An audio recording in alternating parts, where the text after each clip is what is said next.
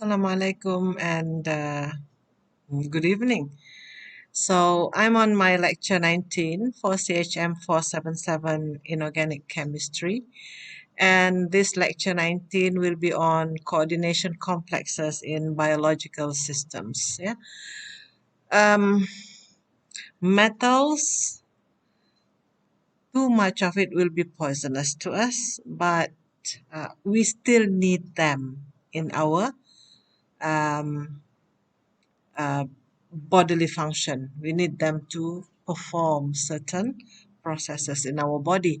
So we have metal complexes definitely in our body.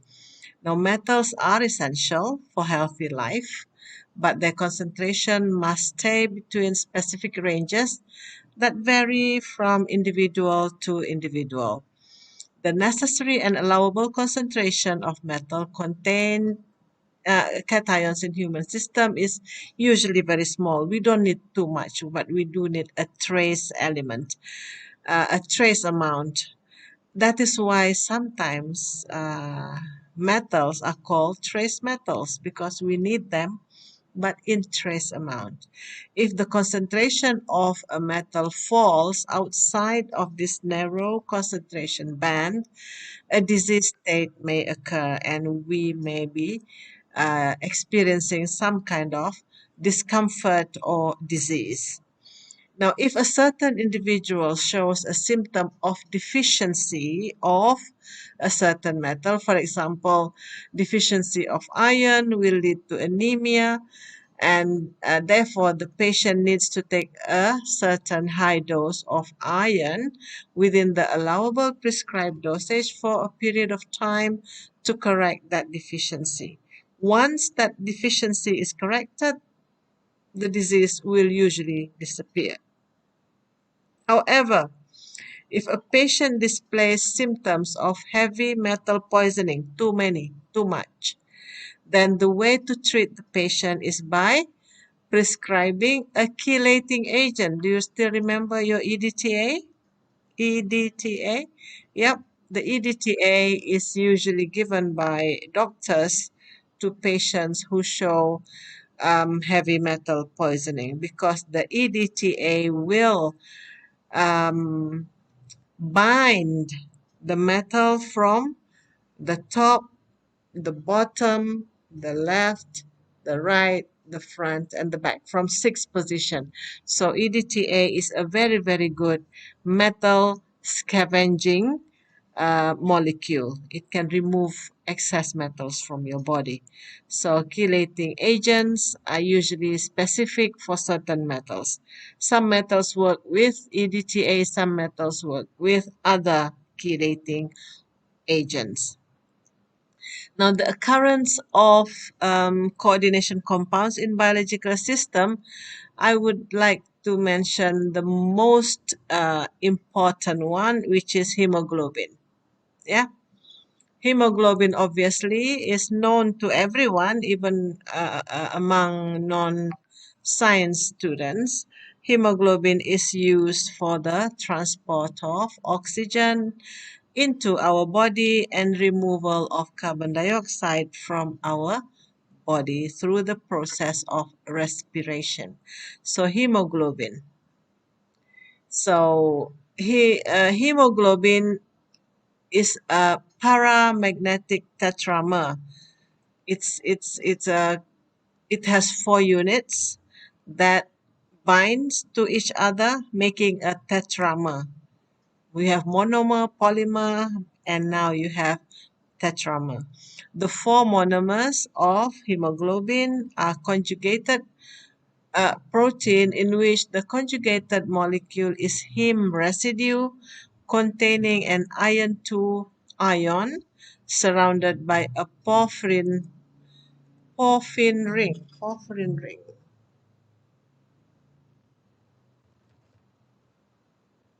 A porphyrin ring, I hope I'm spelling it correctly.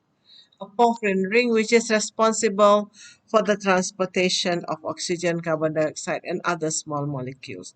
The ability of iron 2 of hemoglobin to coordinate with small ligands such as water, oxygen, carbon dioxide, carbon monoxide, cyanide is explained by the existence of empty d orbitals. Remember, metal or iron is a transition metal. It has d orbitals, and the d orbitals are the perfect place for ligands to park their electrons and donate and make coordination compounds. So the existence of empty d orbitals in the ion allows these little molecules or ligands attaching themselves to the ion. So when they are attached to the ion, they will be uh, moved around the body through that vehicle called hemoglobin, and then the oxygen will be taken in from the lung and then taken into the cells, and it will be given to the cells to perform any kind of metabolic processes, and then the carbon dioxide produced through the metabolic processes, it's going to be removed again by the hemoglobin and taken away into the lungs through the pumping of the heart, and then the carbon dioxide will be removed. So let me show you a very, very simple picture of that. Just one second. Yep. This is the hemoglobin. This is the alveolus in the lungs, yeah, the alveolus in the lungs, where when we breathe in oxygen, and the oxygen is taken up by this hemoglobin, and then the carbon dioxide that is on the hemoglobin will be removed from the hemoglobin and then exhale out. So you have a exchange of oxygen and carbon dioxide gases through the hemoglobin in this very, very crude comic of what's going on. Yeah, I'm going to then later talk about chlorophyll as well, but we leave that for now.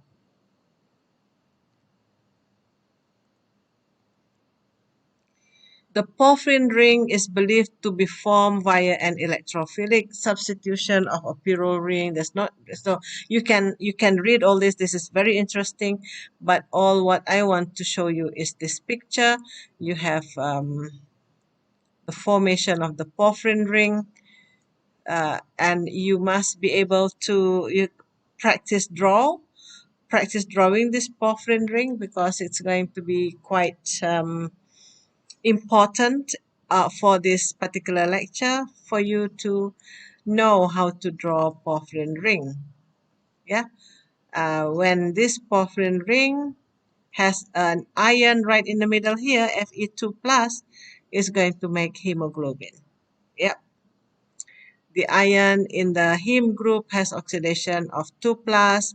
It is coordinated through 4 of these nitrogens, and the fifth coordination, here it is, ion, is coordinated through the 4 nitrogen of your porphyrin ring. I'm not going to, this is not the whole picture, but this is good enough. The fifth coordination position, which is at the bottom, is it has histidine attached to the ion, and histidine is the link to attach the whole unit to the big protein. So this is your big protein. This is your big protein attaching onto the heme unit through histidine. This is your histidine, and you can see that position 1, 2, 3, 4, 5, they are all taken. So that leaves our position 6, that is going to be used for the transport of oxygen and carbon dioxide. So in this case, you have water here. So this is a deoxyhemoglobin. You don't have oxygen sitting here. But when there is oxygen sitting here, we say it is oxyhemoglobin. The deoxyhemoglobin imparts a bluish tinge to the venous blood. So you have, when you look at into your through your skin, you can see blue vein and That blue vein is actually the vein is called vein. That means it is taking the blood into the lungs, not taking the blood away from the lungs. The one that's taking the blood away from the lungs are called the arteries, and the one that's taking the blood into the lungs are the vein. And into the lung means it contains carbon dioxide to be removed. Yeah, that's why you see blue. The water ligand can be replaced readily by a molecule of oxygen to form red oxyhemoglobin in the lung, in the arterial blood. So you have the venous blood, which is deoxyhemoglobin, arterial blood, which is oxyhemoglobin. Each subunit of heme, each subunit contain a heme group, so each hemoglobin molecule can bind up to 4 oxygen molecules. So the whole hemoglobin has 4 heme. Each one heme has 1 ion, and each 1 ion is capable of binding 1 oxygen. So the whole hemoglobin moiety can take in 4 molecules of oxygen for our use in our body. Yep. This is the structure of well, this is the structure of the deoxyhemoglobin. You don't see carbon dioxide here, you see water, but the process is taking in the carbon dioxide from your muscles through a series of complex reactions. You can see the complex reactions. Where are they? The complex reaction is way at the top, I think. No, it is not. I'm sorry. It's down here. Yep. Down, down, down, down. Oh, I can't find it. I'm sorry. It is in my notes. Okay. And this is the structure of oxyhemoglobin. You can have either the scenario A, B, or C. There are 3 possible ways for molecular oxygen to bind to the heme group. In hemoglobin structure in A would have 7, coordination number of 7, definitely 1, 1, 2, 3, 4, 5, 6, and 7, which is unlikely. The end-on arrangement is quite reasonable. You have like this, but the evidence points that structure C is the correct one, and C is the most plausible. It's not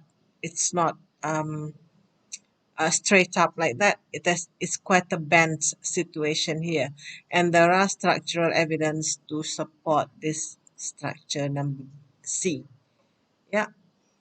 This is the hemoglobin and octahedral complex of heme. Here you have iron attaching itself into the big protein picture like that. That is your heme. That is your oxygen there. Iron in the middle and 4 nitrogen. All these outside are the porphyrin ring, and then you have histidine attaching itself to the protein, and that is the oxygen ready for our use. Yeah. Once a fully oxygenated hemoglobin molecule releases an oxygen to myoglobinal tissue, the other three will depart. The other 3 oxygen molecules will depart with increasing ease. And this cooperative nature of the binding is such that information about presence or absence of oxygen molecule is transmitted from one subunit of heme to another along the polypeptide chain, which is a process made possible by the flexibility of the 3-dimensional structure, as you can see at the top here.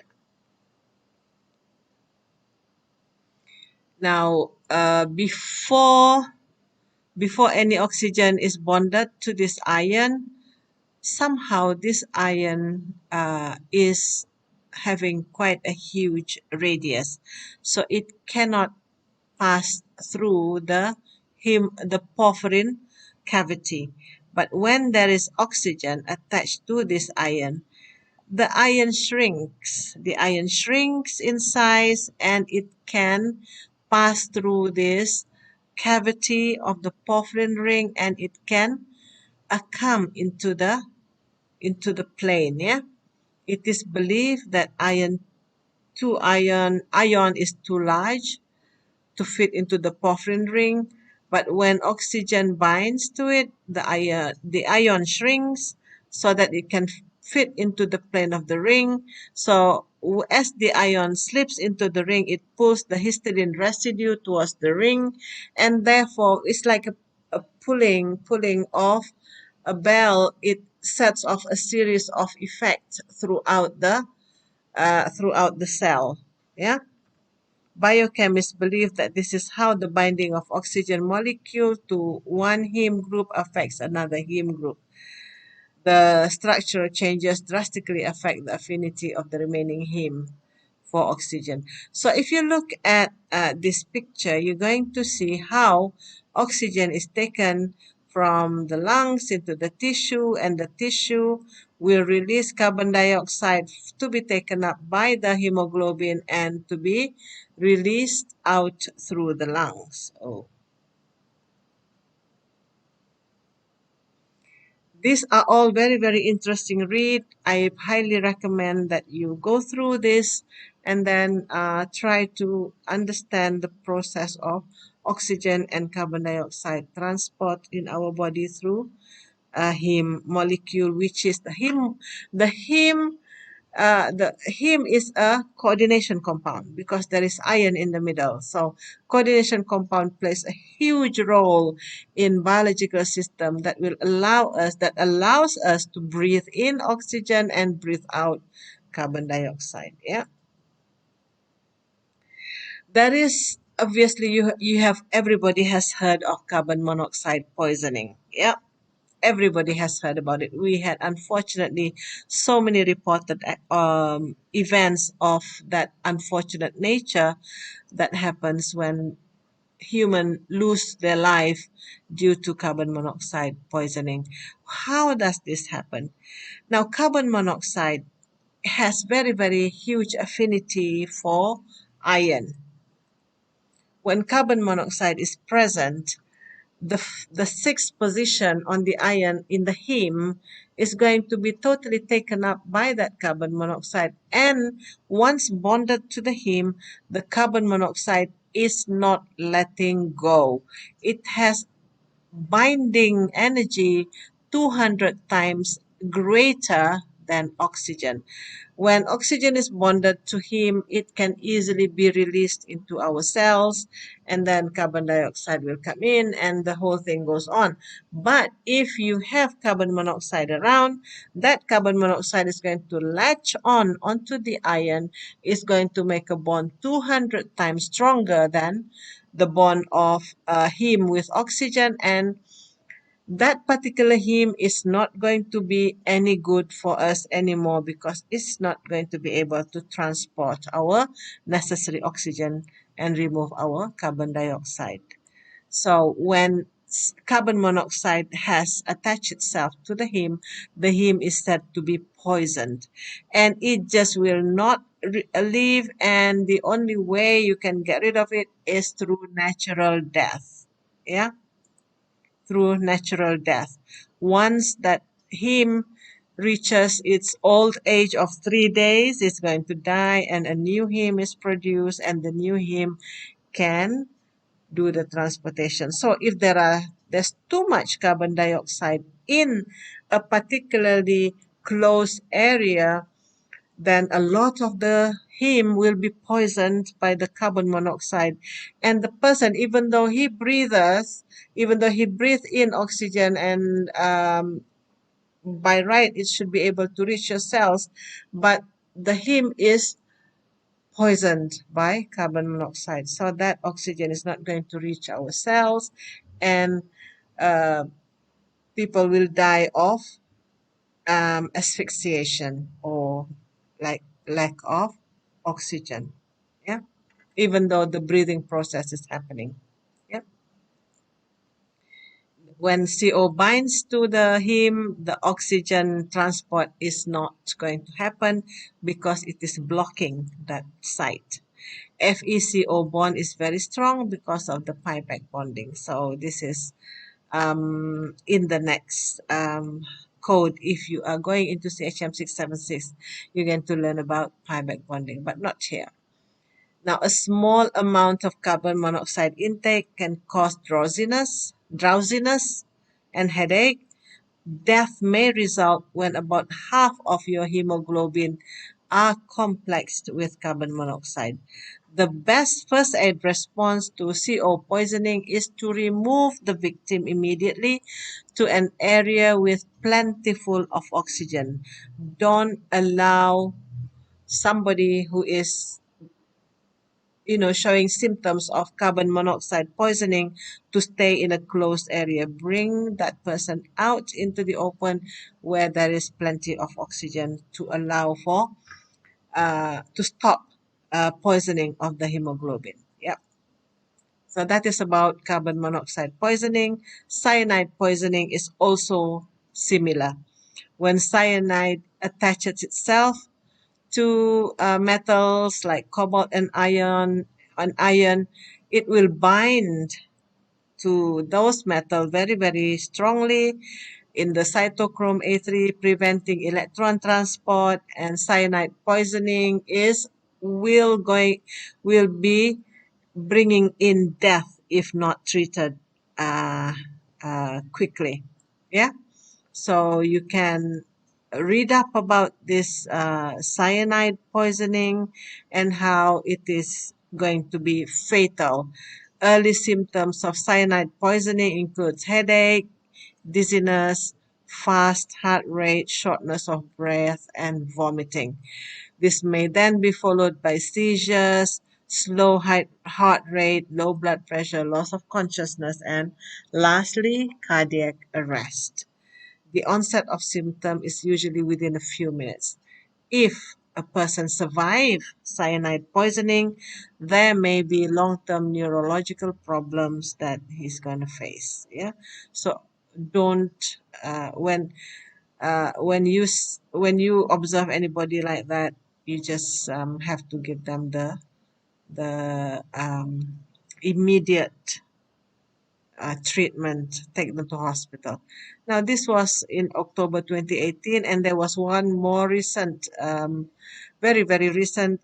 In 2020, you have um, three girls also experiencing carbon monoxide poisoning in their car, where they were found unconscious uh, in in a petrol station, and they died. Yeah, two of them died, I think.